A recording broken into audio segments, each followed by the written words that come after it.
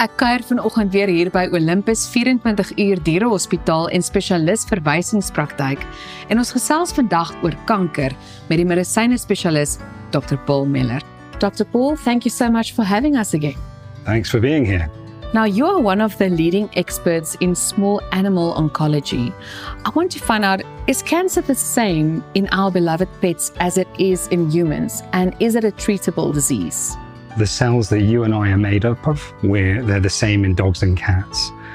As we sit here on the sofa, you and I are around 30 trillion cells. And because of that, you get these hundreds of different types of cancers. And in fact, as we split them down, they're turning into thousands of different types of cancers.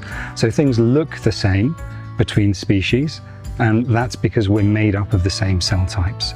And then the second part of your question is it treatable? It very much depends upon the cancer, but yes, there's usually some form of treatment or palliative care available. And what types of cancer commonly affect our pets? Very similar to those found in humans. So you see things like lymphoma, that's one of the more common cancers. That's of a white blood cell called the lymphocyte.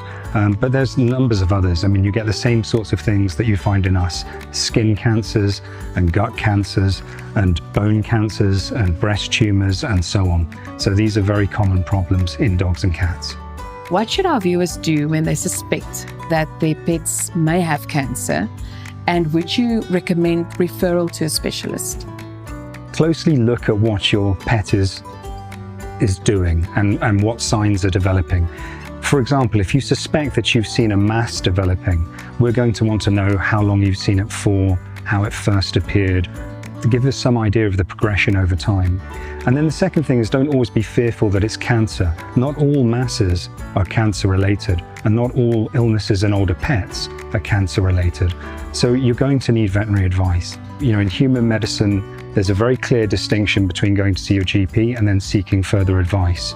In veterinary medicine, you kind of have to make that decision yourself. If you have the funds and the interest, or if you suspect that something's wrong and you need further assistance, then reach out and see one of the specialists. It's actually what would happen in you and I, and it's for good reason. It's a complex subject area, and there are many, many problems that are not always cancers. And so, to be fair, at the specialist end of the spectrum, I see a very wide variety of problems. I've seen pets that have been on cancer treatments for a long time, and they don't have cancer. And at the same time, we see cases where there are guesses at the nature of the problem, and then it's a long diagnostic process, and it's potentially overly long and overly awkward, and sometimes things get done improperly. And when it comes to surgery and other therapies for cancer, how do you decide which way to go? Not always straightforward, but we have very strong guidelines that have been built up for decades now across human medicine and veterinary medicine. And it's very much dependent upon the cell type and where is affected. And alongside that, because very often this is a problem in older patients, are what we call comorbidities. So if we see that you've got another problem, you know, maybe you've got a heart issue, or maybe there's a suspicion of kidney problems, then that also has to be strongly factored in to the whole equation as to what type of treatments are applicable to you. But there's very strong international guideline advice on how we should move forward with different types of cancers. In fact, I'd be cautious with surgery in some cases. It's best to get the best advice you can before you do something irreversible. Would you recommend euthanasia in severe cases, and how does our viewers go about when making this very difficult decision?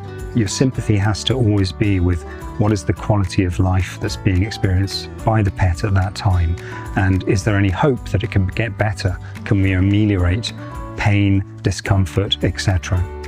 At some point, and it's always at some point that's different between a husband and a wife, or the parents and the children, but there's a line in the sand where eventually we cross. It may not be a perfect line in the sand between the professional involved and the owner or family decision around it. And that's because things are often fast moving in illness. But at some point, you will often be faced with a decision. And I suggest that that's made sensibly around when you've got good advice, and then at a point where everyone's really in agreement, there's no point continuing. Don't push it too far. It's then about palliative care, end-of-life care. Dr. Paul, thank you so much for sharing your insight today. Thanks very much for coming again. It's a pleasure having you here as always. Nou ja toe, besoek olympus24hourwet.com vir meer inligting.